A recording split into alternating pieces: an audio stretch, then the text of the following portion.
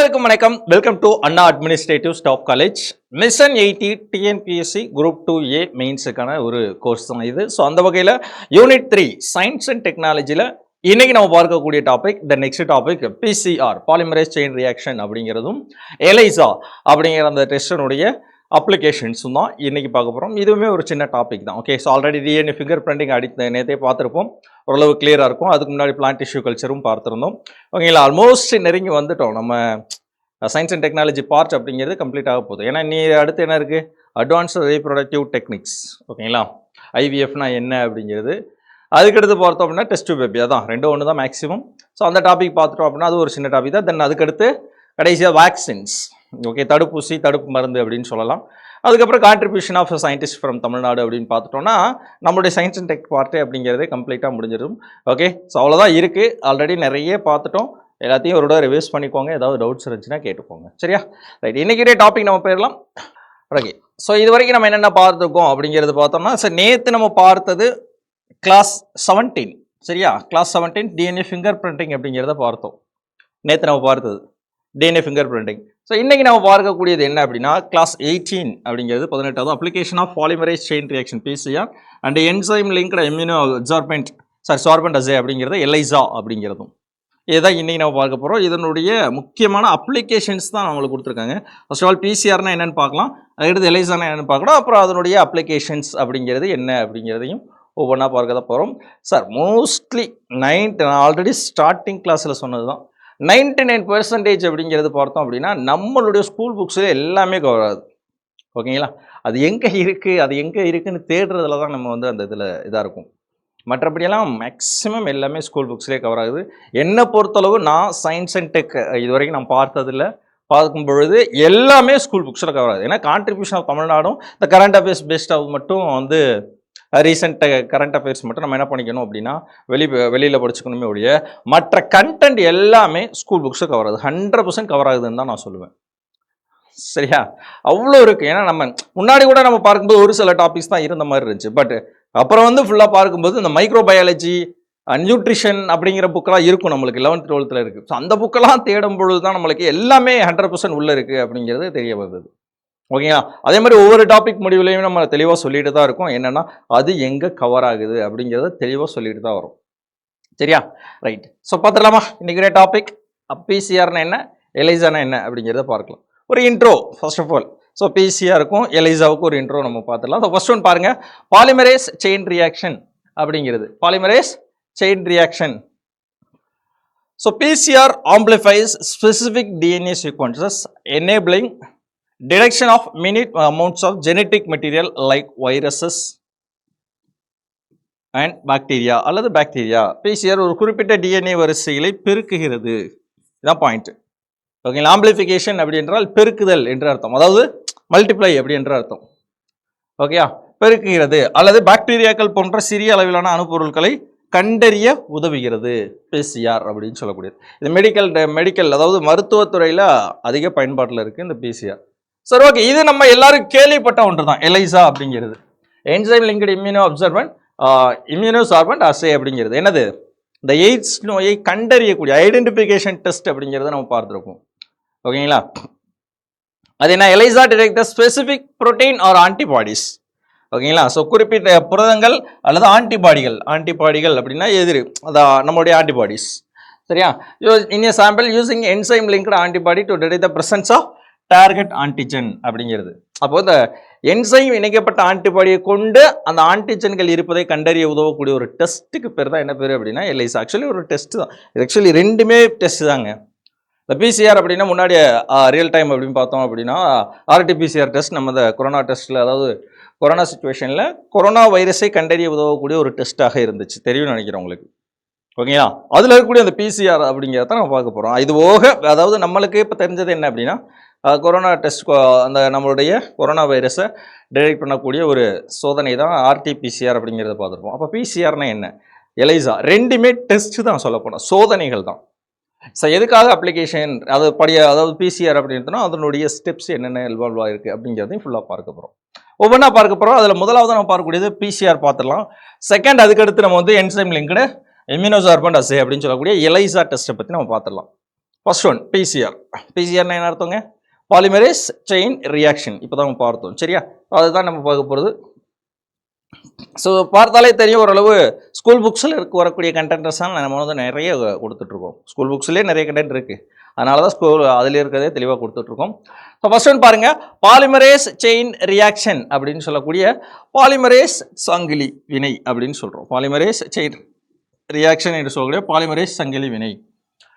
Okay, so எல்லாமே ரொம்ப முக்கியமானது பாயிண்ட்ஸ், எல்லாமே கொடுத்துருக்கக்கூடிய பாயிண்ட்ஸ் எல்லாமே ரொம்ப முக்கியமான பாயிண்ட்ஸ். எல்லாத்தையுமே கொடுக்கப்படலை, ரொம்ப முக்கியமான பாயிண்ட்ஸ் தான் நான் கொடுத்துருக்கேன், சரிங்களா? நிறைய பேர் யோசிப்பீங்க, அதாவது என்னென்னா அப்படியே ரீட் பண்ணுற மாதிரியே இருக்கேன்ற. எல்லா பாயிண்ட்டுமே முக்கியம்தான். ஏன்னா நம்மளுக்கு கொஸ்டின்ஸ் எப்படி கேட்பாங்கன்னு தெரியாது. 15 கொஸ்டின்ஸ் மிஸ் ஆகக்கூடாது அப்படின்னா ஐ சஜஸ்ட் எல்லா கொடுத்துருக்கூடியதை தெளிவாக படிச்சுக்கிட்டாலே போதும். ஏன்னா நானே செலக்டிவாக தான் கொடுக்குறேன், அதுலேயுமே செலக்டிவாக கொடுத்தோம் அப்படின்னா ரொம்ப கஷ்டம். ஓகேங்களா? ஒரு 1 hour 1.5 மணி நேரம் தான், அதிகபட்சம் போனாலே 115 hours தான் போகுது. 1.15 1.5 மணி நேரம் கூட வச்சுக்கோங்களேன், அதிகபட்சம் போனதே இதுதான். ஏன்னா அது அவ்வளோ தூரம் கூட போகக்கூடாது, 1 hourக்குள்ளே முடிக்கிற மாதிரி தான் நம்ம பார்த்துட்டு இருக்கோம். அப்போ இந்த 1 hour வீடியோ அப்படிங்கிறது ரொம்ப சின்னது, மினிமம் மட்டும் தான். ஸோ அதுக்குன்னு ஒரு டைம் ஒதுக்கி சயின்ஸ் அண்ட் டெக்கு நம்மளுக்கு ஒதுக்கிட்டாலே போதுமானது தான். ஓகேங்களா? அதில் வர்றதை தெளிவாக படிச்சுக்கோங்க, சரியா? ரைட், ஒவ்வொன்றா பார்க்கலாம். நமக்கு விருப்பமான டிஎன்ஏ துண்டுகளை, ஏதோ ஒரு டிஎன்ஏ துண்டு, ஓகேங்களா? ஸோ டிஎன்ஏ பற்றி ஓரளவு தெரியும்னு நினைக்கிறேன். டிஎன்ஏ பற்றி நிறைய எடுத்திருக்கோம், ப்ரிலிம்ஸ்லுமே டிஎன்ஏ பாயிண்ட் ஆஃப் வியூவில் நிறைய படிச்சிருக்கவும் செய்வோம், ஓகேங்களா? ஸோ எண்ணற்ற, அதாவது டிஎன்ஏ நமக்கு விருப்பமான டிஎன்ஏ துண்டுகளை எண்ணற்ற ஒத்த நகல்களாக, அதாவது அதனுடைய ஒத்த நகல்கள் அப்படின்னு என்ன அர்த்தம்? அதனுடைய அதே மாதிரி இருக்கக்கூடிய டிஎன்ஏக்களை லட்சக்கணக்கில் அதிக அளவில் பெருக்க செய்ய பயன்படக்கூடிய ஒரு உடல்வெளி ஆய்வக தொழில்நுட்பமாக டெஸ்ட் தான் பாலிமரேஸ் செயின் ரியாக்ஷன் செயல்படுகிறது. அப்போ இந்த மாதிரி ஏதோ ஒரு டிஎன்ஏ இருக்கு, இந்த டிஎன்ஏ எனக்கு தேவை அப்படின்னா அந்த டிஎன்ஏவை என்ன பண்றேன் அப்படின்னா, இப்போ இப்படி இருக்குன்னு வச்சுக்கோங்களேன், இப்படி இருக்கு. ஸோ இந்த இடத்துல இருந்து இந்த இடம் எனக்கு தேவைப்படும் அப்படின்னா இதை மட்டும் என்ன பண்றேன் அப்படின்னா பெருக்கமடைய செய்வதற்கு பயன்படக்கூடிய ஒரு தொழில்நுட்பம் தான் பாலிமரேஸ் செயின் ரியாக்ஷன் அப்படின்னு சொல்றாங்க. புரியுதா? எகைன் சொல்லலாமா? நமக்கு விருப்பமான டிஎன்ஏ துண்டுகளை எண்ணற்ற ஒத்த நகல்களாக லட்சக்கணக்கில் அப்படின்னா அதிக அளவில் அப்படின்னு அர்த்தம். லட்சக்கணக்கில் இல்லை, அதை விட அதிகமாகவே அதிக அளவில் பெருக்கம் செய்ய பயன்படக்கூடிய ஒரு இன்விட்ரோ உடல்வெளி ஆய்வக தொழில்நுட்பம், சரிங்களா? தொழில்நுட்பம் தான் பிசிஆர் என்று சொல்லக்கூடிய பாலிமரேஸ் செயின் ரியாக்ஷன்.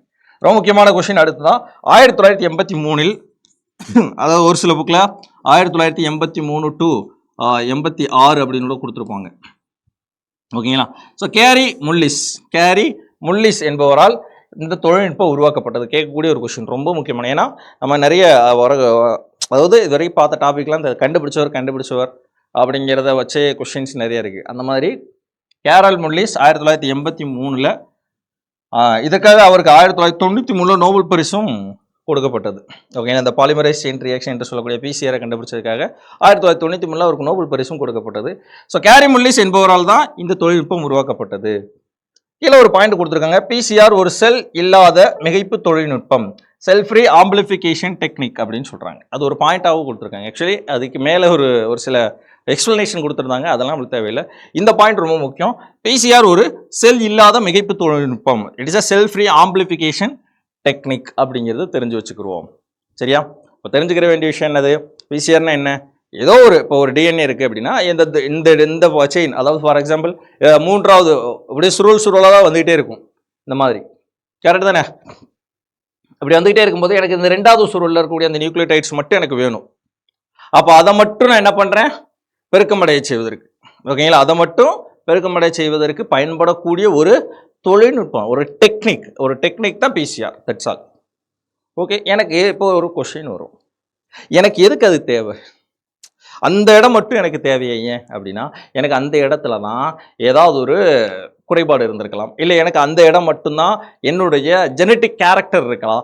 அதை நான் என்ன பண்ணுறேன் அப்படின்னா அடுத்தடுத்த தலைமுறை கடத்தப்படுவதற்கு அது உதவக்கூடியது, ஓகேங்களா? ஸோ பார்க்கலாம், அடுத்தடுத்து நம்ம பார்க்க தான் போகிறோம். Sorry. So polymerase chain reaction is an in vitro, ஓகேங்களா?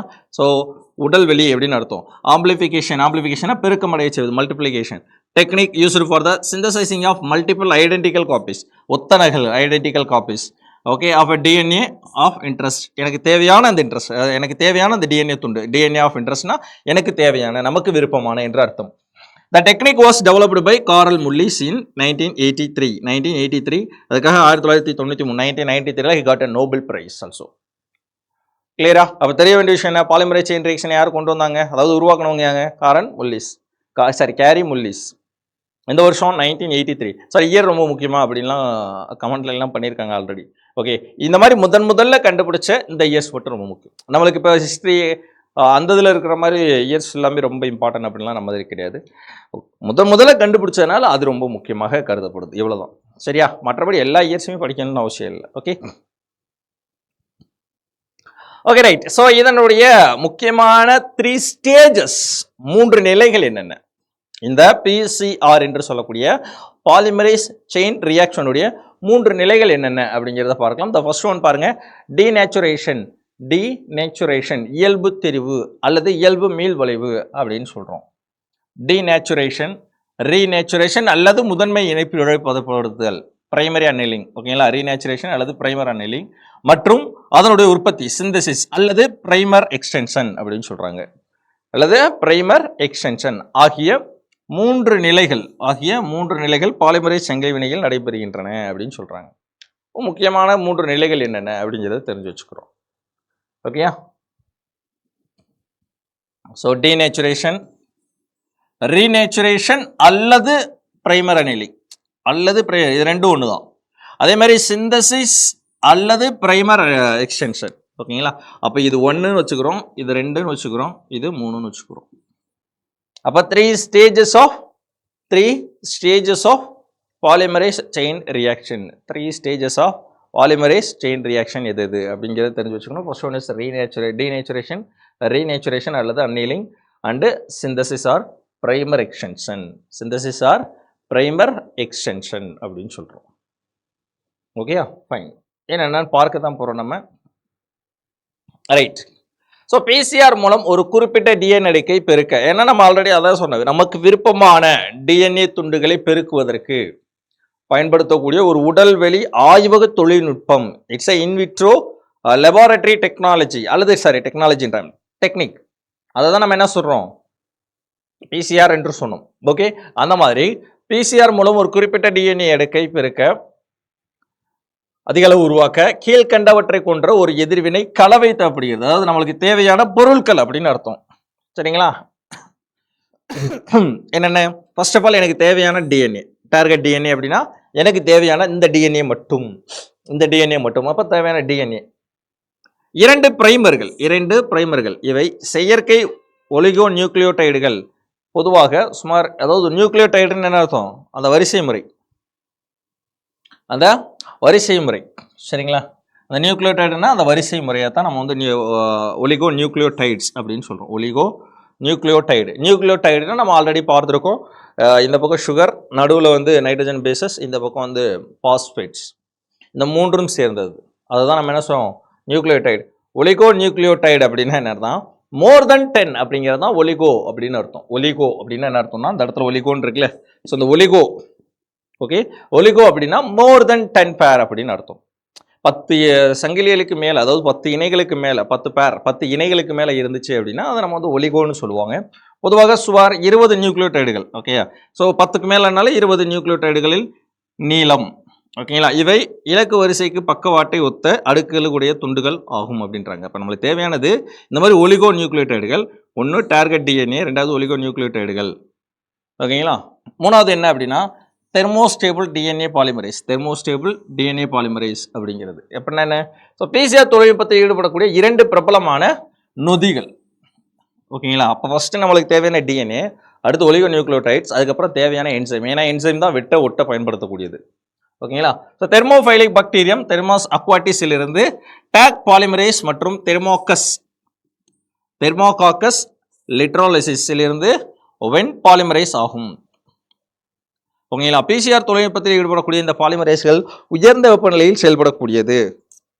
அப்போ நம்மளுக்கு தேவையான என்சைம்ஸ் என்னென்ன? அடுத்து வந்து பார்த்தோம் அப்படின்னா 4 டிஆக்சிரிபோ நியூக்ளியோசைடு ட்ரைபாஸ்பேட்டுகள், என்டிபிஎஸ், அதாவது டிஎன்டிபிஎஸ் அப்படின்னு சொல்றாங்க. Okay, deoxyribose nucleoside triphosphate. சரிங்களா? டிஆக்சிரிபோ, அதான் டினா இந்த இடத்துல டி. டிஆக்சிரிபோ நியூக்ளியோசைடு இருக்குல்ல அது N. ஓகே, ட்ரைனா T, பாஸ்பேட்டுகள்னா P. அப்போ DNTP அதான் அங்கே கொடுத்துருக்காங்க. ஓகேங்களா? ஸோ டிஆக்சிரிபோ நியூக்ளியோசைடு ட்ரைபாஸ்பேட்டுகள் அப்படிங்கிறது கொடுத்துருக்காங்க. ஒரு 4 வகையான ட்ரைபாஸ்பேட்டுகள் அப்படிங்கிறது நம்மளுக்கு கொடுத்துருக்காங்க. DCTP, DATP, DCTTP, DTTP அப்படின்னு சொல்லக்கூடிய அந்த 4 வகையான ட்ரைபாஸ்பேட்டுகள் அப்படிங்கிறது தேவையானது. அப்போ இதெல்லாம் தேவையானது. ஃபர்ஸ்ட் என்ன பார்த்தோம்? நம்மளுக்கு தேவையான DNA துண்டு. செகண்டு ஒலிகோநியூக்ளியோடைட்ஸ். தேர்ட் என்ன பார்த்தோம்? நம்மளுக்கு தேவையான என்சைம்ஸ். நான்காவது அந்த ட்ரைபாஸ்பேட்டுகள், 4 வகையான ட்ரைபாஸ்பேட்டுகள். சரியா? அதுதான் இங்கே இங்கிலீஷ்லேயும் கொடுத்துருக்காங்க. Okay, containing the following R required. Target DNA 2 primers. அடுத்து பார்த்தோம் அப்படின்னா தெர்மோஸ்டேபிள் DNA பாலிமரேஸ் அப்படிங்கிறதுனாலே நொதின் தான் அர்த்தம். அது எதுலேருந்து பெறப்படுகிறதா இங்கே எடுத்த எக்ஸ்பிளனேஷன்.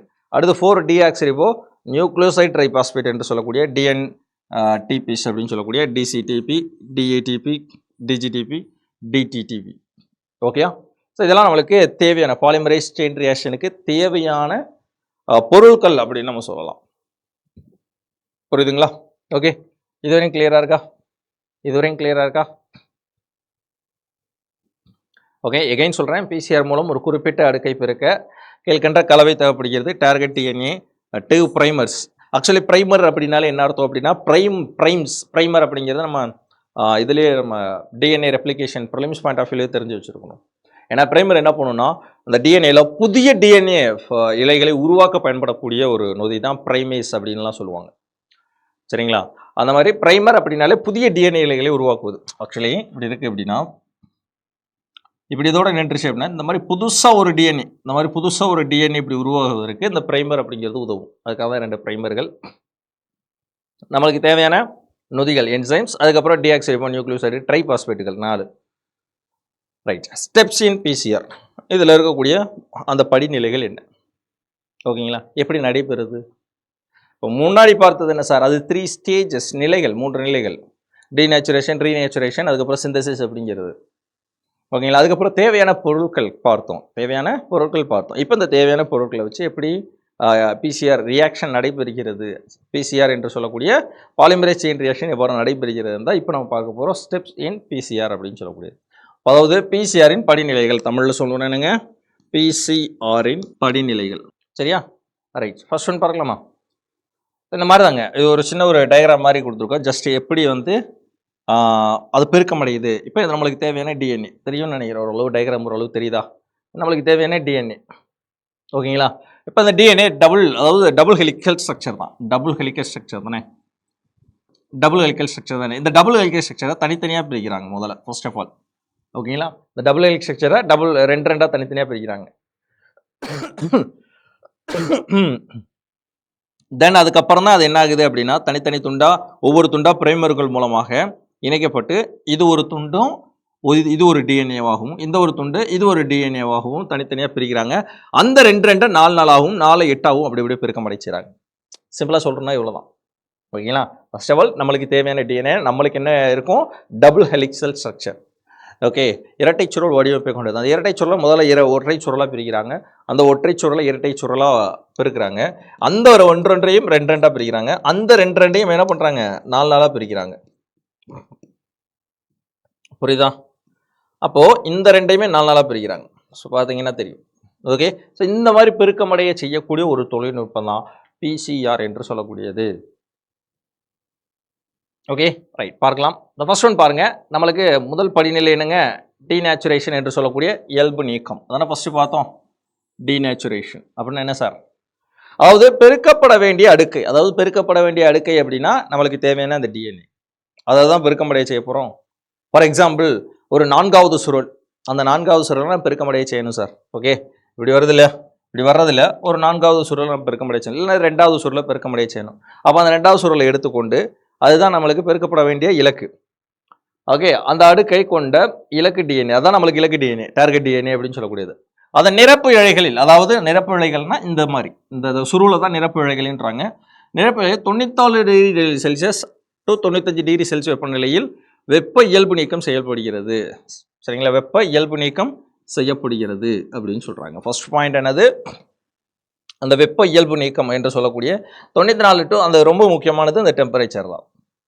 ஓகே, டீநேச்சுரேஷன் பண்ணுறாங்க. ஃபர்ஸ்ட் ஒன் பாருங்க, denaturation means the target DNA, நம்மளுக்கு தேவையான target DNA containing the sequence to be amplified heat is heat denatured to separate its complementary strands at a temperature to 95 degrees சரி 94 to 95 degrees Celsius. ஓகேங்களா? அப்போ என்ன பண்ணுறாங்க, வெப்ப இயல்பு நீக்கம்னா அந்த இரட்டை சுழலை பிரிக்கிறாங்க அப்படிங்கிறது தான் அர்த்தம். ரெண்டாவது என்ன பண்ணுறாங்க அப்படின்னா அனிலின் சேர்த்தல். வெப்பநிலை 37 டிகிரி செல்சியஸ் டு 55 டிகிரி செல்சியஸுக்கு குறைக்கப்பட்டு, அதாவது 94 டு 95 வரை இருந்ததை 37 டு 55 வரையும் குறைக்கப்பட்டு, அதனால் பிரைமர்கள்னா அந்த இழைகள், வேற ஒன்றும் இல்லை. பிரைமர்கள்னா என்னது, அந்த சுருள் இருக்கு இல்லையா, அந்த சுருள் இருக்கு இல்லையா, இந்த மாதிரி இருக்குல்லங்க, இந்த சுருளை தான் நம்ம என்ன சொல்கிறோம், பிரைமர்கள் அப்படின்னு சொல்லுவாங்க. அந்த பிரைமர்கள் ஹைட்ரஜன் பிணைப்பு அல்லது இலக்கு வரிசையின் இரு பக்கங்களிலும் டிஎன்ஏ சேர்க்கப்படுகிறது.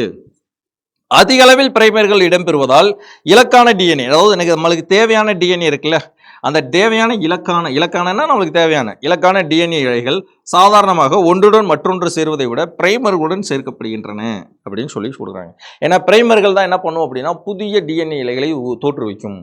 பிரைமர்கள் தான் என்ன பண்ணும், எதுக்கு சார் பிரைமர்கள் எங்க இருந்து வந்துச்சு, அதுதான் நம்மளுக்கு தேவையானது, நம்ம எடுத்துருக்கோம்ல, டேக்கன் கிவன் அப்படின்னு சொல்கிறோம்ல, நம்மளுக்கு தேவையான பிரைமர்கள். ஓகே, 2 பிரைமர்கள் எடுத்தோம்ல, அந்த பிரைமர்கள் தான் புதிய இலைகளை உருவாக்கக்கூடிய ஒரு தன்மை கொண்டது.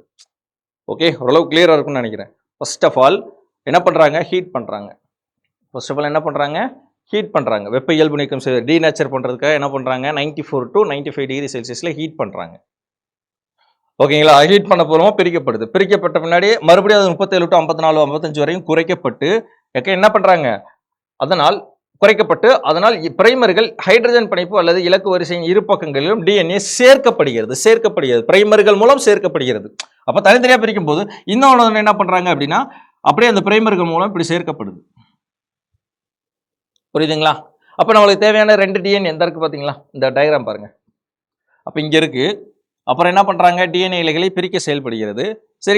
பிரிக்கப்பட்டு மறுபடியும் சேர்க்கப்படுகிறதுன்னு சொல்றோம்ல, அதை சேர்க்கப்படுறதுக்கு தான் அந்த பிரைமர்கள் இந்த இருக்கு பாத்தீங்களா, பிரைமர்கள்னு போட்டிருக்காங்களா, பிரைமர்கள் சேர்க்கப்படுதா, ஓரளவு தெரியுதா, டயக்ராம் தெரியுதுங்களா?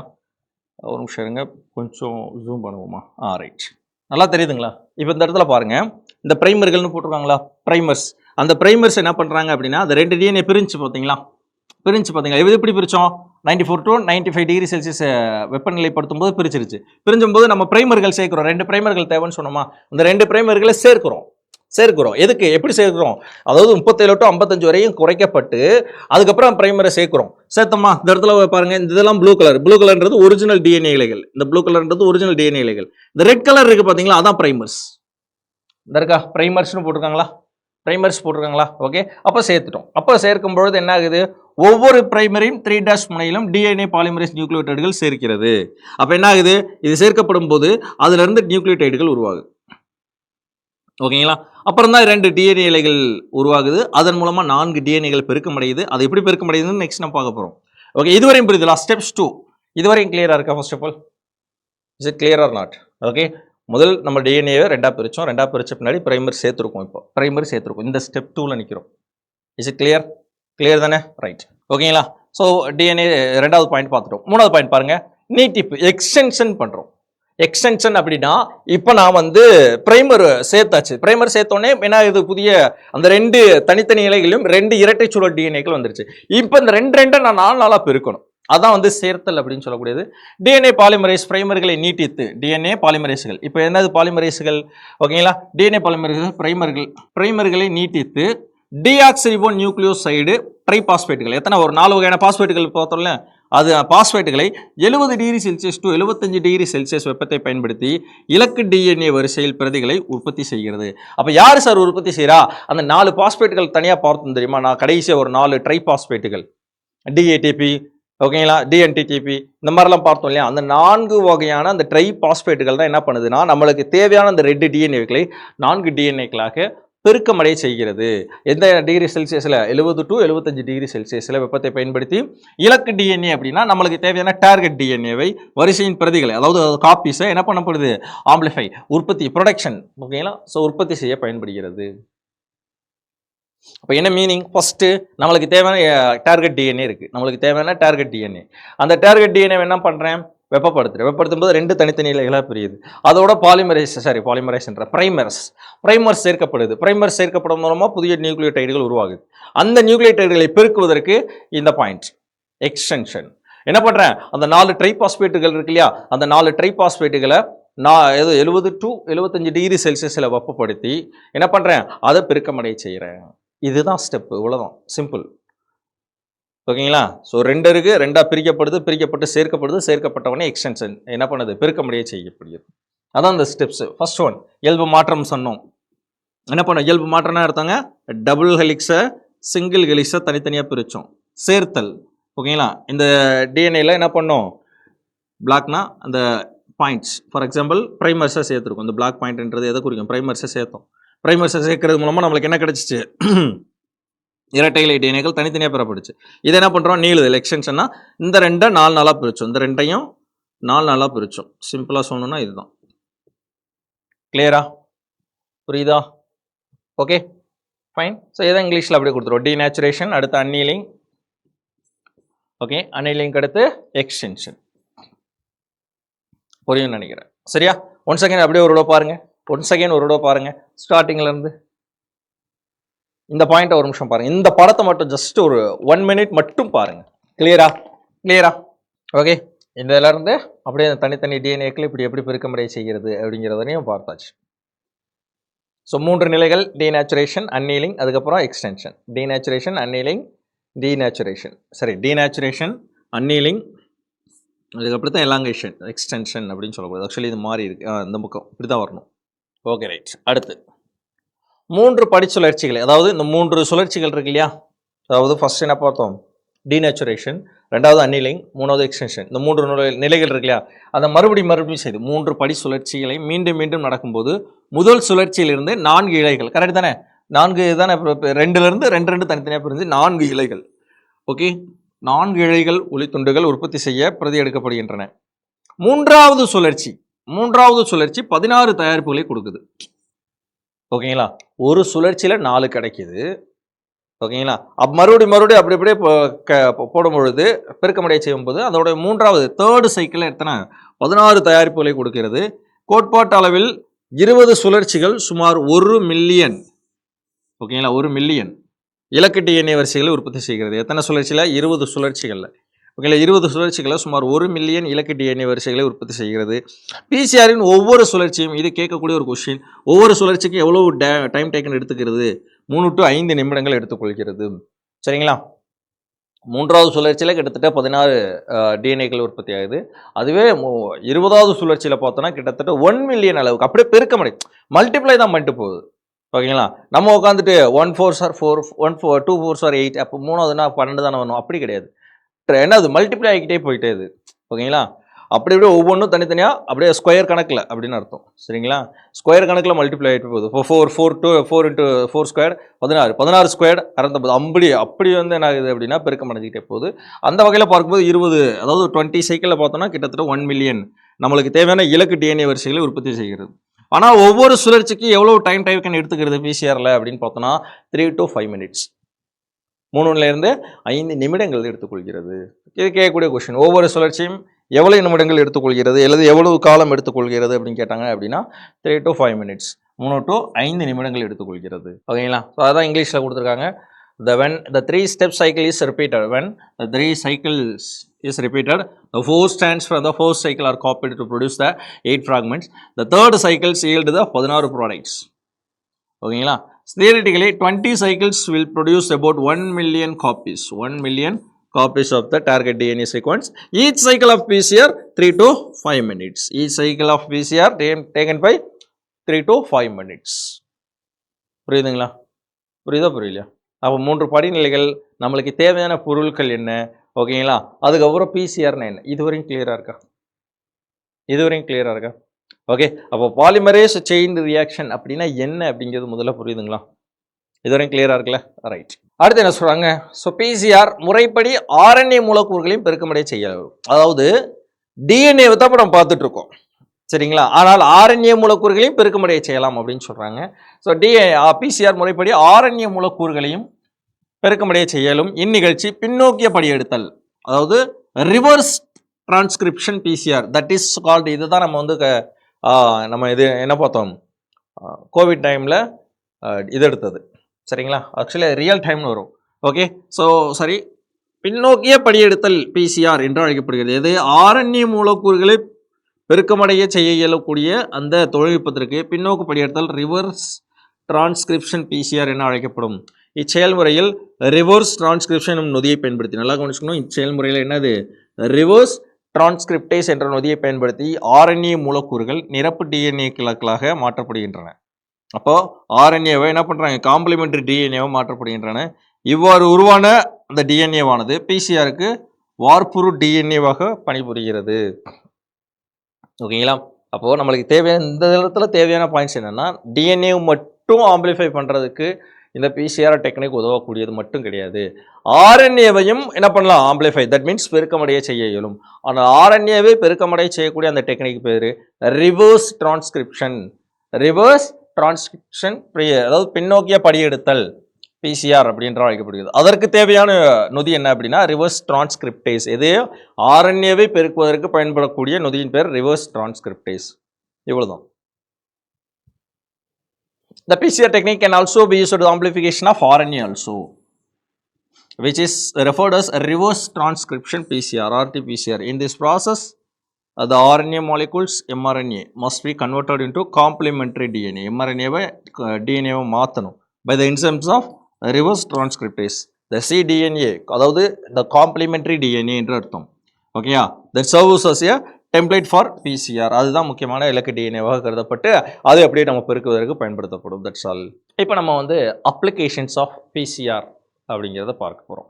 ஓகே, ஃபர்ஸ்ட் ஆஃப் ஆல் பிசிஆர்னா என்ன தெரிஞ்சுக்கிச்சா, பிசிஆர்னா என்ன தெரிஞ்சுக்கிச்சா? ஓகே, ஒன் செகண்ட் ஒரு பார்த்துடலாமா, பிசிஆர் மட்டும் என்ன அப்படிங்கிறத நம்ம பார்த்துலாமா. What you mean by PCR?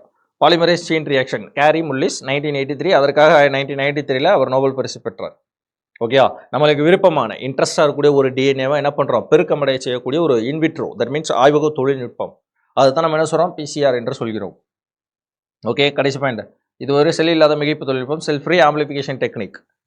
Okay, இதில் 3 நிலைகள் இருக்குது, டீநேச்சுரேஷன், ரீநேச்சுரேஷன், சிந்தசிஸ் அல்லது எக்ஸ்டென்ஷன். இந்த 3 தான் நம்ம பார்த்தோம். ஓகேங்களா, ஸோ டீநேச்சுரேஷன், ரீநேச்சுரேஷன் ஒரு பேர் அன்னிலிங், அதுதான் நம்ம வந்து என்ன பண்ணுறது, சேர்த்தல், யாரை இவங்களை சேர்த்தோம்ல ப்ரைமர்ஸை சேர்த்தோம்ல அந்த பாயிண்ட். தேவையானது இது டார்கெட் டிஎன்ஏ 2 ப்ரைமர்ஸ், அது எடுத்து பார்த்தோம் அப்படின்னா தெர்மோஸ்டேபிள் டிஎன்ஏ பாலிமரேஸ் நொதிகள், தென் வந்து 4 டிஆக்சிரிபோ நியூக்ளியோசைடு ட்ரைபாஸ்பேட்டுகள். ஓகே, இந்த ட்ரைபாஸ்பேட்டுகள் என்னென்ன, ஓகேயா, ஸ்டெப்ஸ் பார்த்தோம் அப்படின்னா ஃபஸ்ட்டு ஹீட் பண்ணோம், ஹீட் பண்ணி ஒரு டிஎன்ஏ 2 இலைகளாக பிரித்தோம், அதுக்கு ப்ரைமர்ஸை சேர்த்தோம், ப்ரைமர்ஸுக்கு சேர்த்த பின்னாடி புதிய நியூக்ளியோடைடுகள் உருவாக ஆரம்பிச்சிருச்சு, அதை எக்ஸ்டெண்ட் பண்ணுறோம். இவ்வளோ தான். சரிங்களா, ரொம்ப சிம்பிளான பாயிண்ட்ஸ் தான். அதற்கு தேவையான ஒவ்வொருத்துக்கும் பர்டிகுலர் டெம்பரேச்சர் இருக்குது, அந்த பர்டிகுலர் டெம்பரேச்சரை தெளிவாக படிச்சுக்கணும். ஓகேங்களா, நெக்ஸ்ட் ஒவ்வொரு படிநிலைகளிலும், அதாவது ஒவ்வொரு சுழற்சியும் எவ்வளோ டைம் டேக்கன் எடுத்துக்கிறது அப்படிங்கிறத பார்த்தோம், 3 to 5 minutes. ஓகேங்களா, அதேமாதிரி டிஎன்ஏ மட்டும் ஆம்பிளிஃபை பண்ணுறதுக்கு இந்த பிசிஆர் உதவுவது கிடையாது, ஆர்என்ஏவையும் பெருக்கமடைய செய்யப்படும். ஓகே, அந்த ஆர்என்ஏ பெருக்கமடைய செய்வதற்கு பயன்படுத்தக்கூடிய அந்த என்சைம் பேர் என்ன அப்படின்னா reverse transcriptase. That is called reverse transcription PCR என்று அழைக்கப்படக்கூடியது. பின்னோக்கு படியெடுத்தல் அப்படி என்று மற்றொரு பேர் உண்டு. யாருக்கு? இந்த ஆர்என்ஏ பெருக்கமடைய செய்யக்கூடிய தொழில்நுட்பத்திற்கு. ஓகே, ரைட், கிளியராக இருக்கும் நான் நம்புறேன். ஒன்ஸ் அகேன் என்ன பண்ணலாம் அப்படின்னா பாஸ் பண்ணிட்டு கூட மறுபடியும் ரிவர்ஸ், அதாவது ஸ்டார்டிங்லேருந்து ஒரு பாருங்கள். ஃபர்ஸ்ட் ஆஃப் ஆல் பிசிஆர்னா என்னன்னு தெரிஞ்சுக்கிறோம். பிசிஆர் தெரிஞ்சுக்கிச்சு அப்படின்னா அடுத்தடுத்து வரக்கூடியது ரொம்ப ஈஸி தான். Okay, fine. So, applications of PCR in disease diagnosis. Okay, so நோய்கள் குறைபாடுகளில் இந்த பிசிஆர் எவ்வாறு பயன்படுது அப்படிங்கிறத நம்ம பார்க்கலாம். அப்ளிகேஷன்ஸ், மரபியல் குறைபாடுகள், வைரஸ் நோய்கள், பாக்டீரிய நோய்கள் போன்றவற்றை கண்டறிய, மரபியல் குறைபாடுகள், வைரஸ் நோய்கள், பாக்டீரிய நோய்கள் போன்றவற்றை கண்டறிய பிசிஆரின் இலக்குத்தன்மை மற்றும் உணர்திறன் மிகவும் பயன்படுகிறது. சரிங்களா, அப்போது மரபு குறைபாடுகளை கண்டறிவதற்கு, வைரஸ் நோய்களை கண்டறிவதற்கு, பாக்டீரிய நோய்களை கண்டறிவதற்கு பிசிஆர் பயன்படுதுன்றாங்க. சரி, எப்படின்னு பார்க்கலாம். சரியான சிகிச்சை, அதாவது குறிப்பிட்ட வகை நோய் ஊக்கிகளை அடையாளம் காண்பது மூலம், நோய் ஊக்கிகள்னா எது நோயை ஏற்படுத்துகிறதோ அது. ஓகேங்களா, இப்போ மரபு குறைபாடுனா நம்மளுக்கு இப்போ மரபு நோய்கள்லாம் இருக்கு இல்லையா, மரபு நோய்கள்லாம் இருக்குது. சரியா, ஃபார் எக்ஸாம்பிள் சிக்கிள் செல் அனீமியா, நம்மளுடைய நிறக்குருடு, ஈவன் டயாபெட்டிஸில் டைப் 2 இதெல்லாம் வந்து பார்த்தோம் அப்படின்னா முன்னோர்கள் யாராவது ஒருத்தருக்கு இருந்துச்சுன்னா நம்மளுக்கு அது இருக்கக்கூடிய வாய்ப்புகள் இருக்குது, வரக்கூடிய வாய்ப்புகள் இருக்குது. அப்போ அதெல்லாம் என்ன பண்ணணும் அப்படின்னா அதை கண்டறிவதற்கு சரியா ஒரு குறிப்பிட்ட நோய் ஊக்கி அடையாளம் காண்பதன் மூலம் சரியான சிகிச்சை அளிக்க இயலும். வழக்கமான நடைமுறையில் நோய் ஊக்கியாக கருதப்படக்கூடிய நுண்ணுயிர்களை, நோய் ஊக்கினா வேற ஒன்றும் இல்லைங்க, காசேட்டிவ் ஏஜென்ட்ஸ் ஓகேங்களா, அடையாளம் காண்பது நுண்ணுயிர்களை வளர்ப்பு ஊடகத்தில் வளர்த்து வளர்சிதை மாற்ற சோதனைகளையும் மற்றும் இதர சோதனைகளையும் செய்து பார்க்க அடையாளம் காணப்படுகின்றன. ஸோ தொற்று நோய்களை கண்டறிய, அதுதான் பரவும் நோய்கள், ஓகே, வைரஸ் நோய்கள், பாக்டீரியா நோய்கள். தொற்று நோய்களை கண்டறிய பிசிஆர் அடிப்படையிலான ஆய்வு எளிதானது ஆகும். ஒரு ஆய்வக மாதிரியில் நோய்க்கு காணப்பட்டால் நிச்சயமாக அதன் டிஎன்ஏவும் காணப்படும். ஓகேங்களா, கண்டிப்பாக வந்து காசேட்டிவ் ஏஜென்ட் இருந்துச்சுன்னா அதுக்கு கண்டிப்பாக டிஎன்ஏவும் காணப்படும். பிசிஆர் முறை மூலம் அவற்றின் தனித்துவத்தான டிஎன்ஏ வரிசைகள் கண்டறியப்படுகின்றன. எடுத்துக்காட்டாக அதாவது இரத்தம், மலம், தண்டுவட திரவம், சளி போன்ற மருத்துவ மாதிரிகளில் பிசிஆர் முறைப்படி மூலம் பரிசோதிப்பதன் மூலமாக நோய் வகைகளை கண்டறியலாம். அப்போ நம்மளுக்கு அந்த டிசீஸ் ஏதோ ஒன்று இருக்குது அப்படின்னா நம்மளுடைய சாம்பிள்ஸ் அது வந்து பிளட்டாக இருக்கலாம், ஓகேங்களா, மலமாக இருக்கலாம், திரவமாக இருக்கலாம், தென் சளியாக எது வேணாலும் இருக்கலாம். ஓகே, ஸோ கோரியா நீட்சி மாதிரிகளை பயன்படுத்தியோ அல்லது பனிக்கூட திரவ செல்களை ஆய்வதன் மூலமாகவோ குழந்தை பிறப்பதற்கு முன்பே அக்குழந்தைக்கு மரபியல் நோய்கள் உள்ளனவா என்பதை கண்டறியலாம். ரொம்ப முக்கியமான ஒரு பாயிண்ட். ஏன்னா மரபு குறைபாடு அப்படிங்கிறது குழந்தை வயிற்றுக்குள் இருக்கும் பொழுதே கருவில் அந்த பனிக்கூட திரவம்னு சொல்லுவாங்க, ஓகேங்களா, அந்த பனிக்கூட திரவ செல்களை ஆய்வதன் மூலமாக அந்த குழந்தைக்கு மரபு நோய், அதாவது முன்னோர்கள் யாரோ ஒருத்தருக்கு இருந்திருக்கு, ஓகேங்களா, ஈவன் இதுங்க ரத்த முறையாமை ஹீமோபீலியான்னு ஒரு நோய் இருக்கும், ஓகேங்களா, ஒரு படத்தில் கூட நம்ம பார்த்துருப்போம். என்ன ஆகுது அப்படின்னா நம்மளுக்கு அடிபட்டுச்சுன்னா பிளட் வந்து கிளாட் ஆகணும், அப்போ தான் பிளட் வந்து லாஸ் ஆகுது, தடுக்கப்படும். சம்டைம்ஸ் யாருக்குமே அந்த பிளட் கிளாட்டிங் அப்படிங்கிறது நடைபெறாது. அது வந்து ஒரு மரபு குறைபாடு. யாரோ ஒருத்தருக்கு முன்னோர்கள் யாரோ ஒருத்தருக்கு வந்து நம்மளுக்கு வந்துருச்சுன்னா என்ன பண்ணுறது, அதை எப்படி கண்டறியலாம்? ஓகே, கருவில் இருக்கும் பொழுதே அந்த பனிக்கூட திரவத்தை ஆய்வு செய்வதன் மூலமாக நம்ம என்ன பண்ண முடியும், அந்த மரபு நோய் இருக்குது அப்படிங்கிறத கண்டறிஞ்சு அப்பயே க்யூர் பண்ணிடலாம். பிறந்த பின்பு அப்புறம் கண்டுபிடிச்சு இது பண்ணுறதை விட பிறக்கும் பிறப்புக்கு முன்னாடியே நம்ம என்ன பண்ணலாம், அதை கண்டுபிடிக்கலாம் பிசிஆர் டெஸ்ட் மூலமாக. அப்போ எந்த அளவுக்கு அது உதவுது பிசிஆர் அப்படிங்கிறத தெரிஞ்சு வச்சுக்கணும். இப்போ கதிரறுவல் ரத்தச்சோகை, சிக்கல் செல் அனிமியான்னு சொல்லுவாங்க, அடுத்து தலாய்சீமியா மற்றும் ஃபினைல் கீட்டோனூரியா போன்ற நோய்களையும் பிசிஆர் முறையில் கண்டறிந்து விடலாம் அப்படின்னு சொல்கிறாங்க. இதெல்லாம் வந்து என்னது அப்படின்னா தலாய்சீமியா, இந்த கதிரறுவல் ரத்தச்சோகை இதெல்லாம் வந்து நம்மளுக்கு வந்து மரபு நோய்கள். பிசிஆர் மூலம் கண்டறியப்படக்கூடிய காம்ப்ளிமெண்ட்ரி டிஎன்ஏ, சிடிஎன்ஏன்னு அர்த்தங்க, காம்ப்ளிமெண்ட்ரி டிஎன்ஏவானது ரெட்ரோ வைரஸ் தொற்றுகளை கண்டறியவும், எடுத்துக்காட்டு மைக்கோபாக்டீரியம் டியூபர்குலோசிஸ், டிபிங்க, டிபியை உண்டாக்கக்கூடிய நோய் ஊக்கி காசேட்டிவ் ஏஜென்ட் கண்காணிக்கவும் உதவும் வரக்கூடிய ஒரு மதிப்பு மிகுந்தவும் கருவியாகும் அப்படின்னு சொல்லி கொடுக்குறாங்க. ஸோ பார்த்தாலே தெரியும் இந்த பாயிண்ட்ஸ் ரொம்ப முக்கியம்.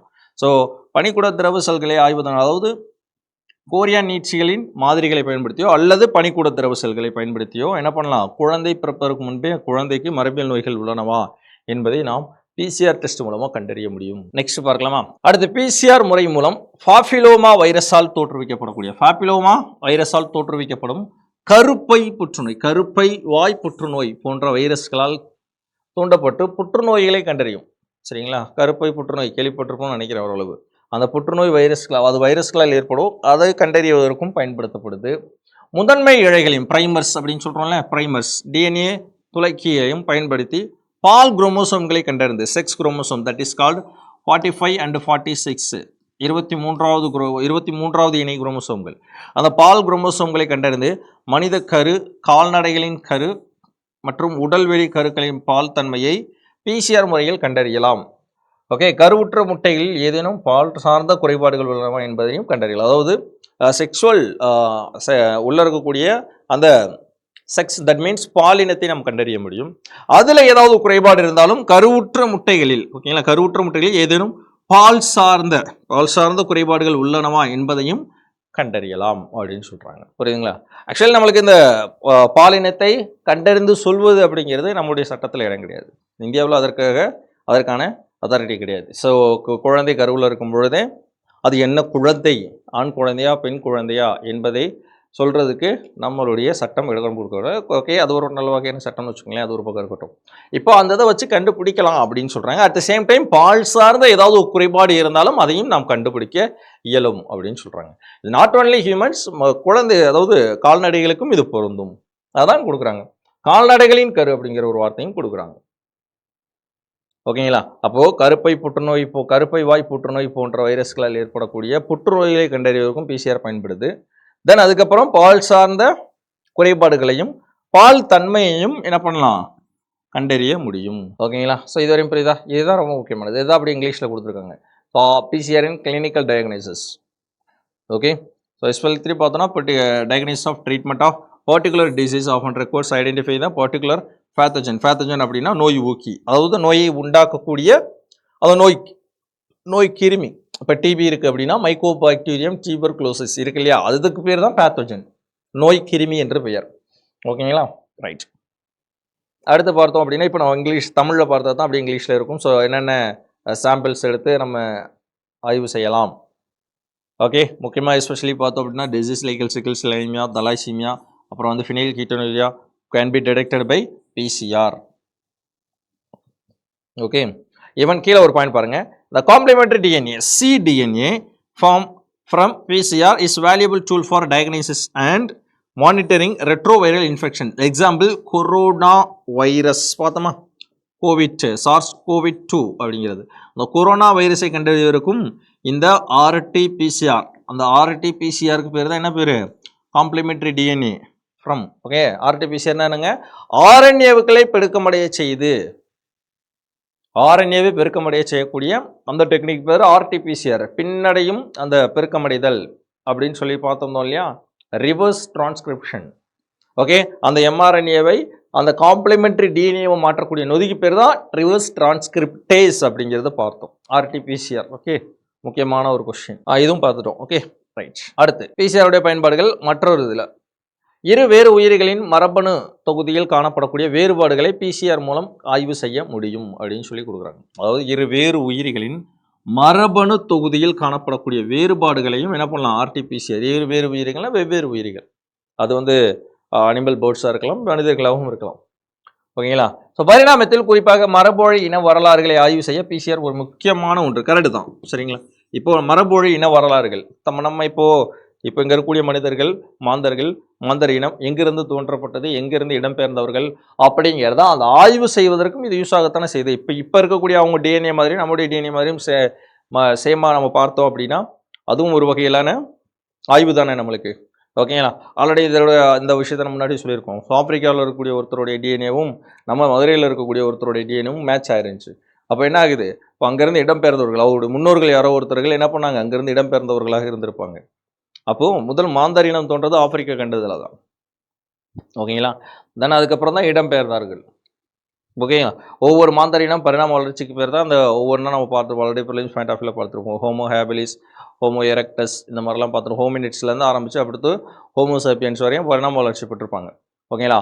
ஹோமினிட்ஸ் அதுக்கடுத்து பார்த்தோம் அப்படின்னா சிவாபித்திகஸ், அஸ்ட்ரோபித்திகஸ், ஹோமோ ஹேபிலிஸ், ஹோமோ எரெக்டஸ், கடைசி நியாண்டர்தல் எடுத்து ஹோமோ சேப்பியன்ஸ். இந்த பரிணாம வளர்ச்சி மனித இனம் இருக்கு இல்லையா, இந்த மாதிரி சொல்கிறது. அப்போ அந்த மரபொழி இன வரலாறுகளை ஃபைலோஜெனட்டிக்ஸ் ஆய்வு செய்ய PCR மிக முக்கியமானது ஆகும். ஸோ இதில் முடி, அதாவது என்னென்ன பயன்படுத்தப்படுது, எப்படி கண்டுபிடிக்கிறாங்க அப்படின்னா முடியை வச்சு, முடியிலையுமே டிஎன்ஏக்கள் இருக்கும். ஸோ முடி, பதப்படுத்தப்பட்ட திசுக்கள், எலும்புகள் அல்லது ஏதேனும் வடிவமாக்கப்பட்ட பொருட்கள் போன்ற மூலங்களிலிருந்து கிடைக்கப்படக்கூடிய நுண்ணிய அளவு டிஎன்ஏக்களை கூட அளவில் பெருக்கி ஆய்வுகள் மேற்கொள்ள இயலும். அப்போ ஒரு சின்ன பொருள் கிடைச்சா கூட எனிதிங் வில் பி ஓகே. நம்முடைய உடலில் ஏதோ ஒரு பார்ட், ஒரு சின்ன ஒரு விஷயம் கிடைச்சா கூட அதன் மூலமாக அந்த டிஎன்ஏவை கண்டுபிடிச்சு அந்த டிஎன்ஏவை பெருக்கி நம்மளால் கண்டுபிடிக்க முடியும் அப்படின்னு நம்மளுக்கு சொல்கிறாங்க. அடுத்து ஃபாரன்சிக் சயின்ஸ், தடவியல் மருத்துவத்தில் ஃபாரன்சிக்கல் சயின்ஸ்லேயும் PCR தொழில்நுட்பத்தை பயன்படுத்தலாம். ஓகேங்களா?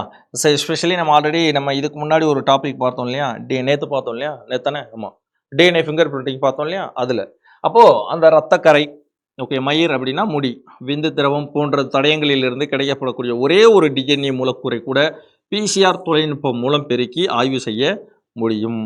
அப்போ ஒரு சின்ன பாயிண்ட் கிடைச்சா கூட கண்டுபிடிச்சிடுறாங்களே சார், எப்படி அது அப்படின்னா இது PCR மூலமாக தான். அப்போ லைட்டாக ஒரு டிஎன்ஏ கிடைச்சா கூட அந்த டிஎன்ஏவை பெருக்கமடை செய்து இது இவருடைய மேட்ச் ஆகுது அப்படிங்கிறது ஈஸியாக கண்டுபிடிச்சிடலாம். இவ்வாறு பெருக்கப்பட்ட டிஎன்ஏவை பயன்படுத்தி டிஎன்ஏ ரேகை அச்சிடப்பட்டு டிஎன்ஏ ஃபிங்கர் பிரிண்டிங் குற்றவாளிகளை அடையாளம் காண உதவும். ரொம்ப முக்கியமான ஒரு question. Okay, DNA finger printing எப்படி பண்ணப்படுது அப்படிங்கிறத நேற்று நம்ம பார்த்தோம். ஓகேங்களா? அப்போ ஒரு கைரேகை வச்சு எப்படி சார் கண்டுபிடிக்கிறாங்க? அப்போ ஒரு சின்ன பெண்ணா, அதாவது ஒரு நகத்தோடு இல்லை, நம்மளுடைய ஏதோ ஒரு பாயிண்ட், ஒரு சின்ன ஒரு எவிடன்ஸ் கிடைச்சா கூட அதை வச்சு டிஎன்ஏ வச்சு பெருக்கம் அடைச்சு டிஎன்ஏ ஃபிங்கர் பிரிண்டிங் வச்சு என்ன பண்ணலாம், மேட்ச் ஆகி கண்டுபிடிச்சிடலாம். ஓகேங்களா? ஸோ டிஎன்ஏ ஃபிங்கர் பிரிண்டிங் அப்போ ஒரே ஒரு இரட்டையர்களுக்கு மட்டும்தான் எக்ஸெப்ஷன். அவங்களுக்கு 2 பேருக்கும் ஒரே மாதிரி டிஎன்ஏ இருக்கும் அப்படிங்கிறத பார்த்தோம். மற்றபடி பார்த்தோன்னா உங்களுக்கும் எனக்கு எல்லாருக்குமே டிஎன்ஏ அந்த உள்ளே இருக்கக்கூடிய அந்த நியூக்ளியோடைடு வரிசையில் மாறுபாடு காணப்படும். ஓகே, ஆல்ரெடி பார்த்தோம்ல 99% ஒரே மாதிரி தான் இருக்கும். ஆனால் அந்த 1% அந்த 1% தான் டிஎன்ஏ ஃபிங்கர் பிரிண்டிங்கே இருக்குது. சரியா? ரைட். அடுத்து ஒரு காண உதவும் ஒரு கருவியாக தடவியல் அறிவியலில் பயன்படுத்தலாம் அப்படின்றாங்க. மரபணு சிகிச்சையில் ஒரு குறிப்பிட்ட டிஎன்ஏ துண்டுகளை உற்பத்தி செய்து பெருக்குவதற்கும் பிசிஆர் பயன்படுகிறது. அப்போ மரபணு சிகிச்சை அப்படின்னா இப்போ நம்ம சொன்னோம்ல மரபியல் குறைபாடுகள் இருக்கு இல்லையா, நம்மளுக்கு ஏதோ ஒரு நோய், அது ஹீமோபீலியாவாக இருக்கலாம், சிகில் செல் அனீமியாவாக இருக்கலாம், நிறக்குருடாக இருக்கலாம், ஓகேங்களா, டைப் 2 டயபெட்டிஸ் மெல்டஸாக இருக்கலாம். அப்போ அந்த மரபணு குறைபாடுகள்லையும் அந்த டிஎன்ஏவில் இருக்கக்கூடிய அந்த பாயிண்ட்ஸை மட்டும் பர்டிகுலராக என்ன பண்ணலாம், பெருக்கமடை செய்து அந்த நோய்களை குணப்படுத்தவும் இந்த பிசிஆர் பயன்படுது. மரபணு சிகிச்சையில் ஒரு குறிப்பிட்ட டிஎன்ஏ துண்டுகளை உற்பத்தி செய்து பெருக்குவதற்கும் பிசிஆர் பயன்படுத்தப்படுகிறது. ஓகேங்களா? அப்போது ஃபாரன்சிக் சயின்ஸில் டிஎன்ஏ ஃபிங்கர் பிரிண்டிங்கு இது ரொம்ப முக்கியமானது. அதுக்கடுத்து பார்த்தோம் அப்படின்னா மரபணு சிகிச்சைகள்லையுமே இது என்ன பண்ணுது, ஜெனட்டிக் டயக்னோசிஸ் அப்படின்னு சொல்லுவோம், அதுலேயுமே பிசிஆர் பயன்படுகிறது. ஓகேங்களா? ஸோ அதே தான் இங்கிலீஷில் பார்த்துருக்கோம். Application of PCR, the difference genomes different organisms can be studied by PCR. Okay, the PCR is very important study of evolutions. ஓகேங்களா? ரைட். ஓகே, நெக்ஸ்ட் பார்த்தோம்னா PCR technique also used in the field of forensic medicine.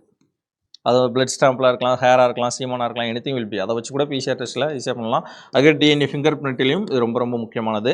இந்த லாஸ்ட்டாக பார்த்தோம் அப்படின்னா that PCR is very useful for the identification of criminals also. Used amplification of specific DNA segment to be used in gene therapy, genetic அந்த மரபு சிகிச்சை gene தெரபிலையும் இது முக்கியமான ஒரு பயன்பாடாக இருக்கும். ஓகே, அப்போ what you mean by PCR, பிசிஆர்னுடைய அந்த என்னென்ன தேவை, பிசிஆருடைய படிநிலைகள் என்ன, அதுக்கடுத்து பிசிஆர்னுடைய ஸ்டேஜஸ் 3 ஸ்டேஜ், அது எப்படி நம்மளுக்கு பெருக்கமுடைய பயன்படுகிறது அப்படிங்கிறத பார்த்தோம். தென் இந்த அப்ளிகேஷன்ஸ் தான் ரொம்ப ரொம்ப இம்பார்ட்டன்ட். ஏன்னா இது டேரெக்டாக நம்மளுடைய சிலபஸில் இருக்குது. ஓகே, டேரெக்டாக நம்மளுடைய சிலபஸில் இருக்குது. Right. Advantage and limitations of PCR. இந்த பாலிமரேஸ் செயின் ரியாக்ஷனுடைய ஒரு அட்வான்டேஜ் என்ன, லிமிட்டேஷன் குறைபாடு என்ன. அட்வான்டேஜ்னு பார்த்தோன்னா it is a high sensitivity அப்படின்றாங்க. ஹை சென்சிட்டிவிட்டி, ரேபிட் டிடெக்ஷன், ஈஸியாக கண்டுபிடிக்க முடியும், வெர்சடைல் அண்ட் ரெடிலி அவைலபிள் அப்படிங்கிறது இது ஒரு முக்கியமான பயன்பாடாக இருக்குது. லிமிட்டேஷன்ஸ் கண்டிப்பாக அதில் ஏதாவது ஒரு குறைபாடு இருக்கும்ல, அந்த குறைபாடு என்ன அப்படின்னா it is potential for contamination, false positives வரலாம், மேபி சம்டைம்ஸ் மேபி. ஏன்னா அந்த பிசிஆரில் சேம் அதே மாதிரி இருக்கக்கூடிய ஒரு விஷயங்கள் இருக்கலாம். ஏன்னா கைரேகை மாதிரியே ஒரு ஏதாவது ஒரு ப்ராடக்டை பயன்படுத்திருக்கலாம், அந்த மாதிரி ஏதாவது ஒரு ஃபால்ஸ் பாசிட்டிவ்ஸ் இருக்கலாம். ஓகேங்களா? கண்டாமினேஷன்ஸ். ஓகே, இப்போது நேற்றே சொல்லியிருந்த மாதிரி டிஎன்ஏ ஃபிங்கர் பிரிண்டிங்கில் எக்ஸாக்டாக அது கிடச்சுன்னா பிரச்சனை இல்லை, அவரோட முடியோ ஒரு கைரேகையோ. பட் அது சிதைவடைஞ்சு கிடச்சுன்னா நம்மளால் நம்மளை ஈஸியாக ஐடென்டிஃபை பண்ண முடியாது. அப்போ அந்த டிஎன்ஏ சிதைவடைஞ்சு காணப்படும், கண்டாமினேட்டாக இருக்கும், அதை வச்சு ஈஸியாக நம்மளால என்ன பண்ண முடியாது, கண்டுபிடிச்சிட முடியாது. அப்போ அது ஒரு லிமிட்டேஷன்ஸாக இருக்குது. அதே எக்ஸ்பென்சிவாக ஒரு சில அப்ளிகேஷன் பார்த்தோம் அப்படின்னா எக்ஸ்பென்சிவ், ரொம்ப எக்ஸ்பென்சிவ். காஸ்ட் வைஸ் பார்த்தோம்னா அது ரொம்ப எக்ஸ்பென்சிவாகவும் இருக்கும். புரியுதா? That's all. இதான் வந்து ஒரு முக்கியமான லிமிட்டேஷன்ஸ். அப்போ அட்வான்டேஜ் நிறைகள் அப்படிங்கிறது என்ன இருக்கோ அதே அளவுக்கு குறைகளும் இருக்கத்தான் செய்கிறது. புரியுதுங்களா? ஸோ இதுதான் வந்து நம்மளுக்கு பிசிஆரில் தெரியக்கூடிய விஷயம். ஓகே, அப்போ பிசிஆர்னா என்னன்னு புரியுதுங்களா? நெக்ஸ்ட் பார்க்கலாமா? எலிசா. அடுத்து நான் பார்க்க போகிறதுங்க எலிசா. சரியா? ஸோ என்னென்ன பார்த்துருக்கோம் அப்படிங்கிறத ஒரு ரீகால் பண்ணிடலாமா? First of all what you mean by PCR. பிசிஆரை கண்டுபிடிச்சது கேரி முல்லிஸ் 1983. அதற்காக 1993 அவருக்கு நோபல் பரிசும் பெறப்பட்டது. ஒரு குறிப்பிட்ட டிஎன்ஏ வரிசைகளை பெருக்கமடைய செய்யக்கூடிய ஒரு டெக்னிக் பேர் தான் என்னது, பிசிஆர். அது வந்து ஒரு செல் ஆம்பிளிஃபிகேஷன் டெக்னிக். ஆம்பிளிஃபிகேஷனாலே பெருக்கமடைதல், மிகைப்புனாலே பெருக்கமடைதல் அப்படின்னு அர்த்தம். அப்புறம் வந்து 3 ஸ்டேஜஸ், டீநேச்சுரேஷன், அடுத்து பிரைமர் அன்னீலிங், அடுத்து எக்ஸ்டென்ஷன், பிரைமர் எக்ஸ்டென்ஷன். 3 ஸ்டேஜஸ். நம்மளுக்கு தேவையானது டார்கெட் டிஎன்ஏ, 2 பிரைமர்ஸ். அதுக்கடுத்து தேவையானது என்ன அப்படின்னா தெர்மோஸ்டேபிள் பாலிமரேஸ் என்று சொல்லக்கூடிய அந்த நொதிகள், தென் டிஆக்சிரிபோ நியூக்ளியோசைடு, ட்ரைபாஸ்பேட்டுகள், அதுதான் பெருக்கமடை பயன்படுத்தக்கூடிய ட்ரைபாஸ்பேட்ஸ். ஸ்டெப்பு டீநேச்சுரேஷன் ஹீட் பண்ணுறோம், அதுக்கடுத்து அன்னீலிங், அதுவும் ஹீட் பண்ணி தனியாக பிரித்து சேர்க்கிறோம். அடுத்து எக்ஸ்டென்ஷன், அதுவும் ஒரு பர்டிகுலர் டெம்பரேச்சரில் வெப்பப்படுத்தி தான் என்ன பண்ணுறோம், பெருக்கமடைய செய்கிறோம். ஓகேயா? ஸோ 3 ஸ்டெப் தான், ரொம்ப ஈஸி தான். அடுத்து பாருங்க 3 படிநிலைகளும் மீண்டும் மீண்டும் செய்து தான் என்ன ஆகுது, கிட்டத்தட்ட நம்மளுக்கு 1 மில்லியன் அந்த மாதிரிகள் அப்படிங்கிறது உருவாக்கப்படுது. ஒவ்வொரு சுழற்சிக்கும் 3 to 5 மினிட்ஸ் மறந்துடக்கூடாது. அடுத்து வந்து ஆர்என்ஏவையும் இந்த மாதிரி பெருக்கலாம். டிஎன்ஏ மட்டும் இல்லை, ஆர்என்ஏவும் இந்த மாதிரி ஆம்பிளிஃபிகேஷன் பண்ணலாம். அதுக்கு பேர் ரிவர்ஸ் டிரான்ஸ்கிரிப்ஷன் பிசிஆர்னு சொல்கிறாங்க. அந்த ரிவர்ஸ் டிரான்ஸ்கிரிப்டேஸ் அப்படிங்கிறது என்ன அப்படின்னா, அந்த எம்ஆர்என்ஏவை தனிப்பட்ட முறையில் அதை சிடிஎன்ஏவை மாற்றக்கூடிய ஒரு நொதிக்கு பேர் தான். ஏன்னா அந்த காம்ப்ளிமெண்டரி டிஎன்ஏவை தான் இலக்கு டிஎன்ஏவை வச்சு நம்ம என்ன பண்ண முடியும், அது வந்து டீநேச்சுரேட் பண்ணி அதுக்கப்புறம் அன்னிலிங்க் பண்ணி தென் வந்து அது எக்ஸ்டென்ஷன் பண்ணுறோம். சரியா? ரைட். அப்ளிகேஷன்ஸ் பார்த்தோம். முக்கியமாக வரப்பு குறைபாடு, வைரஸ் நோய்கள், பாக்டீரியா நோய்கள், இதுக்கு எல்லாத்துக்கும் பயன்படுது. ஈஸியன் நம்மளுக்கும் பயன்படுது, அட் த சேம் டைம் விலங்குகளுக்கு அது பயன்படுது. ஓகேங்களா? அப்போ என்னென்ன பர்டிகுலர் பயன்பாடுகள் என்ன அப்படிங்கிறது ஃபுல்லாகவே நம்ம பார்த்துட்டோம். தென் லாஸ்ட்டாக finger printing, forensic science, DNA finger பிரிண்டிங்கில், ஜீன் தெரப்பிலாம் பயன்படுது. சரியா? ரைட். நெக்ஸ்ட் நம்ம பார்க்கக்கூடியது எலைசா. இப்போ பிசிஆர் அப்படிங்கிறத நம்ம பார்த்தோம். த நெக்ஸ்ட் ஒன் பார்க்கக்கூடியது எலைசா அப்படிங்கிறத பார்க்குறோம். ஸோ எலைசா அப்படிங்கிறதும் இதுவும் ஒரு விதமான டெக்னிக் தான். ஓகேங்களா? ஒரு வித டெக்னிக் தான். ரைட், பார்க்கலாம். The first one is principles of ELISA. இந்த எலைசா என்ற சோதனையுடைய முக்கியமான கோட்பாடுகள் என்னென்ன அப்படிங்கிறத பார்க்கலாம். ஸோ எலைசா அப்படின்னா அறியப்பட்ட ஆன்டிஜன் அல்லது ஆன்டிபாடி. ஸோ ஆன்டிஜனுக்கு ஆன்டிபாடிக்கு உள்ள டிஃபரன்ஸ் ஃபர்ஸ்ட் ஆஃப் ஆல் தெரிஞ்சுக்கலாம். சரிங்களா? ஆன்டிஜன் என்ன, ஆன்டிபாடினா என்ன? ஒரு தட்டில் பூசப்படுகிறது. நம்மளுக்கு தேவையான ஆன்டிஜனை என்ன பண்ணுறாங்க அப்படின்னா ஒரு தட்டு மாதிரி வச்சு பூசுறாங்களாம். இலக்கு ஆன்டிஜன், நம்மளுக்கு தேவையான ஆன்டிஜன் எப்படி நம்ம டிஎன்ஏவில் பார்த்தோம் அதே மாதிரி இலக்கு ஆன்டிஜன் அல்லது ஆன்டிபாடி கொண்ட மாதிரி தட்டில் சேர்க்கப்படுகிறது.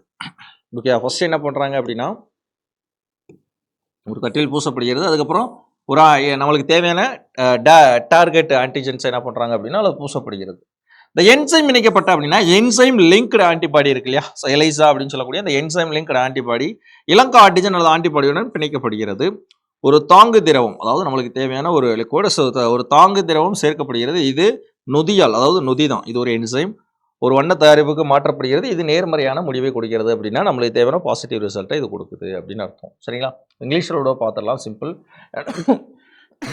A known antigen or antibody is coated onto a plate. ஒரு சின்ன பிளேட்டை என்ன பண்ணுறாங்க, அந்த மாதிரி பூசுறாங்க. ஓகேங்களா?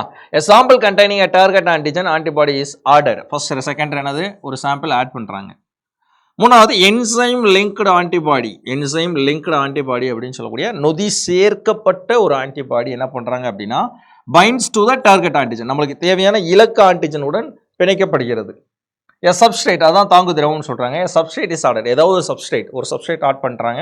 இந்த சப்ஸ்ட்ரேட் என்ன பண்ணுதான், which is converted by enzyme to coloured product. அதாவது என்ன பண்ணுது, கலர்டு ப்ராடக்ட் இந்த இடத்துல இருக்குது பாருங்களேன், இந்த ப்ராடக்ட்டை அப்படியே வந்து அந்த சப்ஸ்ட்ரேட்ஸ் சப்ஸ்ட்ரேட் அந்த சப்ஸ்ட்ரேட் சேர்க்கும்போது என்ன ஆகுது அப்படின்னா அது ஒரு கலராக மாறுதா. ஓகே, அதுதான் ஒரு கலர் ப்ராடக்டாக இண்டிகேட்டிவ் தான் பாசிட்டிவ். அந்த கலர் ப்ராடக்ட் வந்துச்சு அப்படின்னா அது நம்ம ரிசல்ட் வந்து பாசிட்டிவாக இருக்குது அப்படின்ற அர்த்தம். ஓகேங்களா? ஸோ இதுதான் முறை, ஸ்டெப்ஸு. எலைசாவுடைய ஸ்டெப்பு அப்படின்னாலே இதுதான், சிம்பிளாக சொல்லணும்னா. ஓகே, பிசிஆர் அளவுக்கு ரொம்ப பெருசாலாம் இருக்குது, ரொம்ப சிம்பிளான ஒரு விஷயம் தான். ஓகே, கிளியராக இருக்கா?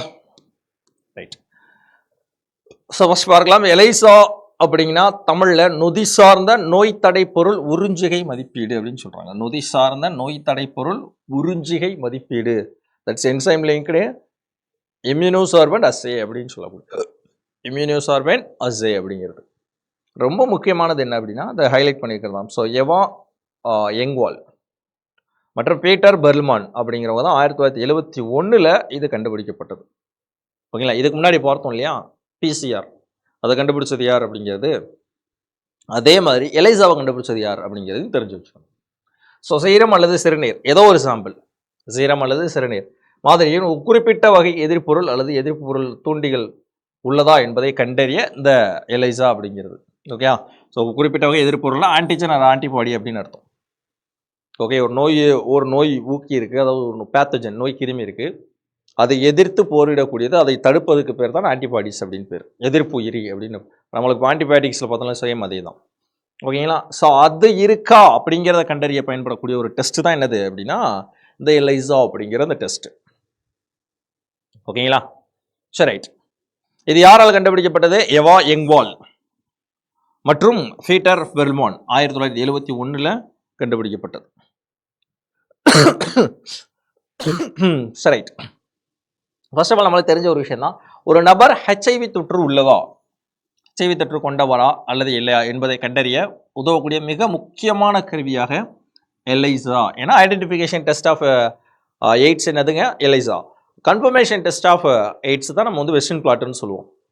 ஓகே, ஒரு நபரின் உடலில் உள்ள சீரத்தில், அதாவது ஏதோ ஒரு சீரம், ஓகேங்களா, ஸோ அந்த சீரத்தில் எதிர்ப்புறல் அளவை தீர்மானிக்கவும் அந்த நோய் ஊக்கியான ஹெச்ஐவி தொற்று கொண்ட நபரின் உடலில் உற்பத்தியாகும் எதிர்ப்பு பொருளின் அளவு. அதுதான் வந்து ஒரு குறிப்பிட்ட எதிர்ப்பொருள் தூண்டிகள் மனித கோரியானிக் கொனட்டோட்ரோஃபின் போன்ற ஹார்மோன்கள். ஓகே, மனிதத்தில் நம்மளுடைய ஹியூமனில் இருக்கக்கூடிய கொனட்டோட்ரோஃபின் போன்ற ஹார்மோன்கள் ஆகியவற்றை கண்டறியவும் எலைசா ஒரு சோதனை கருவியாக பயன்படுகிறது. ஏன்னா இப்போ ஒன்றும் இல்லை, ரொம்ப சிம்பிள். ஹெச்ஐவி வைரஸ் இருக்கா, அந்த ஹெச்ஐவி வைரஸ் அப்படிங்கிறது அதை எதிர்க்கக்கூடிய அளவுக்கு ஆன்டிபாடிஸ் நம்மளுடைய உடம்புல இருக்கா அப்படிங்கிறத கண்டுபிடிக்கிறதுக்கான ஒரு ஐடென்டிஃபிகேஷன் டெஸ்ட் தான் என்னது, எலைசா அப்படின்றாங்க. அட் த சேம் டைம் இந்த ஹார்மோன்கள் மனித கோரியானிக் கொனட்டோட்ரோஃபின் போன்ற ஹார்மோன்கள் ஆகியவற்றை கண்டறிவதற்கும் எலைசா அப்படிங்கிறது ஒரு கருவியாக இருக்குது அப்படின்னு சொல்கிறாங்க. இந்த வகையான ஹார்மோன்கள் இருக்கா அப்படிங்கிறத கண்டுபிடிக்கிறதுக்கும். அப்போ ரெண்டே விஷயம்தான், ஒன்று ஹெச்ஐவி இருக்கா அப்படிங்கிறத கண்டுபிடிக்கிறதுக்கும், அதுக்கப்புறம் ரெண்டாவது பார்த்தோம் அப்படின்னா அந்த ஹார்மோன்கள் இருக்கா அப்படிங்கிறத கண்டுபிடிக்கிறதுக்கும் எலைசா டெஸ்ட் உதவுது. ரைட், இப்போ ஆன்டிஜனை கொண்டுள்ளது என சந்தேகிக்கப்படும் மாதிரியில், ஓகே இவர்கிட்ட இந்த தொற்று இருக்குது, ஆன்டிஜன்கள் இருக்குது அப்படிங்கிற சந்தேகப்படும் மாதிரியில் ஆன்டிஜன் இருப்பின் எலைசா தகட்டின் மேற்பரப்பின் அதன் நகர இயலாமல், அதாவது தகட்டின் மேற்பரப்பில் அது நகர இயலாமல் செய்யப்படுகிறது. இந்த நகர்ச்சியற்ற எதிர்ப்பு பொருள் தூண்டியுடன் அதற்குரிய எதிர்ப்பு பொருள் சேர்க்கப்பட்டு வினைபுரிய செய்யப்படுகிறது. இவ்வாறு சேர்க்கப்படக்கூடிய எதிர்ப்பு பொருள் தான் பெராக்சிடேஸ் போன்ற உகந்த நொதியுடன் பிணைக்கப்பட்டுள்ளது. வினைபுரியாத எதிர்ப்பு பொருள்கள் கழுவி நீக்கப்பட்டு நொதியின் தளப்பொருள், ஓகேங்களா, எதிர்பொருள் கழுவி நீக்கப்பட்டு நொதியின் தளப்பொருள், அதாவது தட் இஸ் ஹைட்ராக்சி பெராக்சிடேஸ் 4-குளோரோநாப்தால் அப்படின்னு சொல்லுவாங்க. ஹைட்ராக்சி பெராக்சிடேஸ் 4-நாப்தால், இதுதான் நம்மளுக்கு தேவையான பொருள். அந்த சப்ஸ்ட்ரேட் சொல்றோம்ல என்னும் வேதிப்பொருளுடன் சேர்க்கப்படுகிறது. இந்த நொதியினுடைய செயல்பாட்டால் நிறமுள்ள அந்த விளைபொருளை உருவாவது எதிர்பொருள் தூண்டி இருப்பதை குறிக்கும். அதாவது நிறமுள்ள விளைபொருள் அப்படின்னா அந்த கலர்டு ப்ராடக்ட் உருவாகுது இல்லையா, அந்த பாயிண்ட். ஓகே, இந்த பாயிண்ட் இதுதான். ஓகேங்களா, இப்போ நம்ம ஒரு சப்ஸ்ட்ரேட் ஆட் பண்ணுறோம்னு சொல்லியிருந்தோம்ல அதுக்கு முன்னாடி, அந்த சப்ஸ்ட்ரேட்டுடைய பெயர் தான் என்ன பேர் அப்படின்னா ஹைட்ரஜன் பெராக்சிடேஸ் 4-குளோரோநாப்தால், ஹைட்ராக்சி பெராக்சிடேஸ் 4-குளோரோநாப்தால் அப்படின்னு சொல்லக்கூடியது. சரியா, ஒன்றும் இல்லைங்க, என்னென்ன சேர்க்கப்படுகிறது அப்படிங்கிறத இங்கே எக்ஸ்பிளைன் பண்ணிக்கலாம், வேற ஒன்றும் இல்லை. ஸ்டார்டிங்கில் பிரின்சிபல்ஸ் பார்த்தோம்ல, ஸ்டெப்ஸ் பார்த்தோம்ல. ஓகே, கடைசியாக சப்ஸ்ட்ரேட் ஆட் பண்ண பின்னாடி அது கலர்டாக மாறுதா அப்படிங்கிறத கண்டுபிடிக்கணும்ல. அந்த கலர்டாக மாறிச்சா தான் பாசிட்டிவ், கலர்டாக மாறல அப்படின்னா அது நெகட்டிவ், சிம்பிள். அப்போ அந்த நிறமுள்ள விளைபொருள் உருவாவது எதிர்ப்பு பொருள் தூண்டி இருப்பதை குறிக்கும். இந்த உருவாகும் நிறத்தின் செறிவும் எதிர்பொருள் தூண்டிய எண்ணிக்கையும் நேர்விகிதத்தில் உள்ளன. ஓகேங்களா, இந்த கலர் எந்த அளவுக்கு டார்க்காக மாறுதோ அதற்கு ஏற்றா போல அந்த எதிர்பொருள் தூண்டிய எண்ணிக்கையும் இருக்குது அப்படிங்கிறத தான் நேர்விகிதத்தில்னு அர்த்தம், டைரக்ட்லி ப்ரொபோர்ஷனல் இருக்குன்னு அர்த்தம். எலைசா என்பது நேனோகிராம் அளவில் உள்ள எதிர்ப்பு பொருள் தூண்டிகளை கூட கண்டறிய உதவக்கூடிய ஒரு உணர்திற முக்கிய முறை. எந்த அளவுக்கு ரொம்ப முக்கியமானது, ஒரு சின்ன ரொம்ப மைக்ரோ அளவில் கூட ஆன்டிபாடிஸ் இருக்கா இல்லையா கண்டுபிடிக்கிறதுக்கு தான் இந்த எலைசா அப்படிங்கிறது பயன்படுது. ஓகேண்ணா, ரொம்ப சிம்பிளான ஒரு டெஸ்ட் தாங்க. ஓகே, ஆன்டிபாடிஸ் இருக்கா இல்லையா என்பதை கண்டுபிடிக்கிறதுக்கு தான். ஸோ 4 வகையான எலைசா சோதனைகள் இருக்குது அப்படின்றாங்க. 4 வகையான எலைசா சோதனைகள் உள்ளன.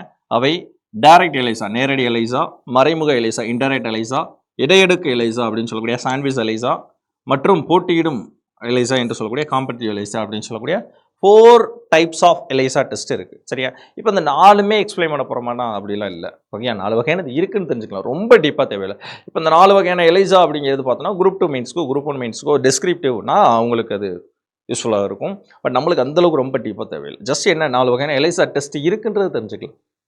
ஓகேங்களா, ஸோ கதிர்வீச்சு ஐசோடோப்புகளோ அப்படின்னா that is called isotopes. Radiative isotopes இருக்கு இல்லையா, நம்ம ப்ரிலிம்ஸில் படிச்சிருப்போம்ல நியூக்ளியர் ஃபிசிக்ஸில், அந்த இது. அதேமாதிரி கதிர்வீச்சு அளவிடும் கருவிகளோ தேவைப்படாத ஒரு முறையாக எலைசா இருப்பது அதனுடைய தனிச்சிறப்பு அப்படின்றாங்க. ஓகே, இதன் மூலமாக அந்த ரேடியேஷன்ஸ் அப்படிங்கிறது வெளியிடப்படுவது கிடையாது. அதனால் அது ஒரு ஸ்பெஷல் கேரக்டர் அப்படிங்கிறத நம்மளுக்கு சொல்கிறாங்க. சிம்பிள். ரைட், இதை தான் கொடுக்குறாங்க. So enzyme linked immunosorbent assay, it's a biochemical procedure discovered by Eva Engvall மற்றும் Peter Perlmann in 1971 to detect the presence of specific antibodies. Presence of antibodies இதான் பாயிண்ட், அல்லது antigen in a sample of serum இருக்கட்டும், யூரினா இருக்கட்டும், etcetera etcetera, anything else. It is a very important diagnostic tool for determining if a person is HIV positive or negative. So ELISA is a tool of determination of serum antibody concentration. and also for detecting the presence of specific antigens or hormones such as a human chronic gonadotrophins அப்படின்னு சொல்லக்கூடியது. Right, இவ்வளோதாங்க. நம்மளுக்கு அந்த சப்ஸ்ட்ரேட்டுடைய பேர் என்னங்க?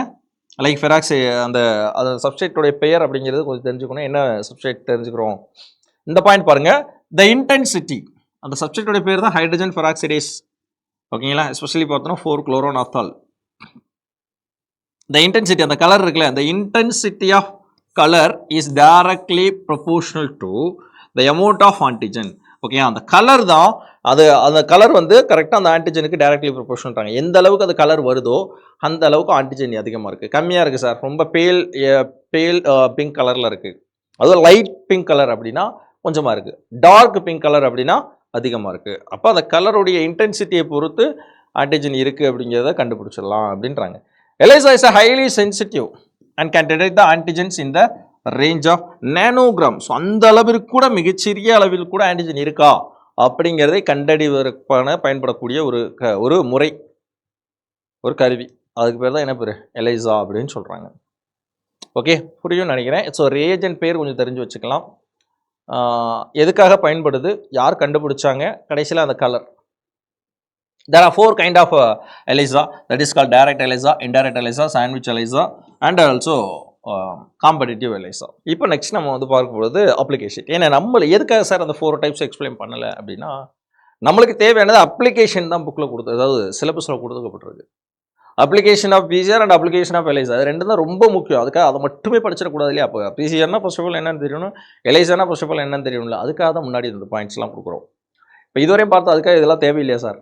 படிக்கணும், தெரிஞ்சு வச்சுக்கணும். பட் ரொம்ப முக்கியமானது இப்போ பார்க்க போகிறது. ஓகேங்களா? ரொம்ப முக்கியமானது என்னது இப்போ நம்ம பார்க்க போகிறது, that is called applications of ELISA. இதுதான் நம்மளுடைய சிலபஸில் கொடுத்துருக்குது, ELISAவுடைய அப்ளிகேஷன். ஓகே, ஒவ்வொன்றா பார்க்கலாம். இந்த கொஸ்டின் பாருங்க, infectious diseases diagnosis. Okay, question என்ன சொல்கிறாங்க? தொற்று நோயை கண்டறிவதற்கு பயன்படுத்துகிறாங்க. That is called detection of antigen or antibodies for the disease of HIV, COVID-19, hepatitis B, இந்த மாதிரி நோய் கிருமிகள் இருக்கா அப்படிங்கிறதை கண்டறிவதற்கும்.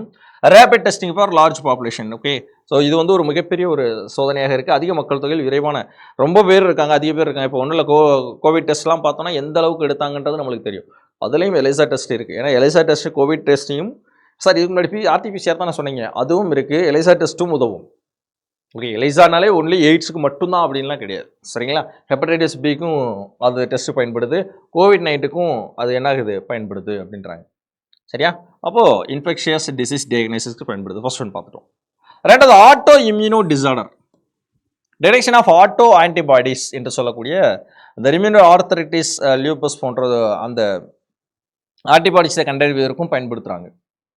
ஓகேங்களா? ஸோ ஆட்டோ இம்யூனோ கோளாறுகளை கண்டறிய, தன்னியக்க ஆன்டிபாடிகளை கண்டறிவதற்கும் பயன்படுத்துகிறாங்க. எஸ்பெஷலி பார்த்தோம் அப்படின்னா ஆர்த்தரைட்டிஸ்னா அந்த முடக்குவாதம் அப்படிலாம் சொல்கிறாங்கல்ல. ஸோ அந்த மாதிரி விஷயங்களுக்கும் அதில் இருக்கக்கூடிய ஆன்டிபாடிஸை கண்டுபிடிக்கிறதுக்கும் இதை பயன்படுத்துகிறாங்க. இரண்டாவது பாயிண்ட்டு பார்த்துருவோம். சரியா? மூன்றாவது point cancer biomarkers, quantification of tumour மார்க்கர்ஸாகவும் இது பயன்படுத்துகிறாங்க. ஓகேல? எஸ்பெஷலி பார்த்தோம் அப்படின்னா புற்றுநோய் கண்டறிதல், புற்றுநோய் உயிரியல் குறிப்பான்களாக பயன்படுது. ஓகேங்களா? எஸ்பெஷலி இந்த டியூமர்னாலே புற்றுநோய் கட்டிகளை கண்டுபிடிக்கிறதுக்காகவும் இதை பயன்படுத்துகிறாங்க. அடுத்து பார்த்தோம் அப்படின்னா அலர்ஜிக் டெஸ்டிங், ஒவ்வாமை டெஸ்டிங்க்கு இதை பயன்படுத்துகிறாங்க. டிடெக்ஷன் ஆஃப் அந்த அலர்ஜிக்கு காரணமான அலர்ஜென்ஸ் இன் பேஷண்ட் சீரம் வச்சு கண்டுபிடிக்கிறோம். ஏன்னா அந்த அலர்ஜினால நம்மளுக்கு ஒவ்வாமைனால பல நோய்கள் ஏற்படுது. தட் மீன்ஸ் அது வந்து கோல்டாக இருக்கலாம், சாதாரண கோல்டு காஃப்ன்றது என்னது, அலர்ஜினால ஏற்படுறது தானே. ஓகே, அடுத்து monitoring the therapy. Okay, assessing the effectiveness of vaccine of therapeutic antibodies. சரியா? ஸோ என்ன சொல்கிறாங்க, கண்காணிப்பு சிகிச்சை, அதாவது தடுப்பூசிகள் அல்லது சிகிச்சை ஆன்டிபாடிகளின் செயல்திறனை மதிப்பீடு செய்வதற்கும் இந்த ELISA அப்படிங்கிறது உதவுது. அப்போ எதற்காக உதவுது அப்படிங்கிறது தெளிவாக தெரிஞ்சுக்கணும். ஓகே, தொற்றுநோய் கண்டறிதல், அப்புறம் வந்து ஆட்டோ இம்யூனோ கோளாறுகளை கண்டறிதல், புற்றுநோய் அந்த மார்க்கர்களாக பயன்படுது, ஒவ்வாமை பரிசோதனைக்கு, தென் வந்து கண்காணிப்பு சிகிச்சைக்கும் இதை பயன்படுத்துகிறாங்க. Okay okay right. அப்போ இதுதான் வந்து முக்கியமான அப்ளிகேஷன்ஸாக நம்மளுக்கு கொடுக்கப்பட்டிருக்கு. நெக்ஸ்ட் பார்த்தோன்னா கண்டிப்பாக நம்ம ஆல்ரெடி பிசிஆரில் பார்த்த மாதிரி தான் ELISAவிலேயே அட்வான்டேஜ் இருக்கும், லிமிடேஷன்ஸ் இருக்கும். சரியா? அதில் பார்த்தோம்ல அட்வான்டேஜ் லிமிடேஷன், அதே மாதிரி இதில் கூட ஒரு முக்கியமான அட்வான்டேஜ் என்னென்னா இட் இஸ் ஹைலி சென்சிட்டிவ். ஓகேங்களா? ரிலேட்டிவ்லி பார்த்தோம் அப்படின்னா இது வந்து எக்ஸ்பென்சிவ் தான், ஈஸி டு பெர்ஃபார்ம், அதுக்கப்புறம் suitable for the large scale ஸ்க்ரீனிங்னா அதிக மக்கள் தொகையில் அதிக பேருக்கு செய்யக்கூடிய ஒரு சோதனையாக இது செயல்படுது. பட் இதில் இருக்கக்கூடிய முக்கியமான ஒரு லிமிடேஷன்ஸ் அப்படின்னு பார்த்தோம்னா லெஸ் சென்சிட்டிவ் தன் பிசிஆர். பிசிஆரை கம்பேர் பண்ணும்போது இது வந்து இதனுடைய திறன் வந்து குறைவு.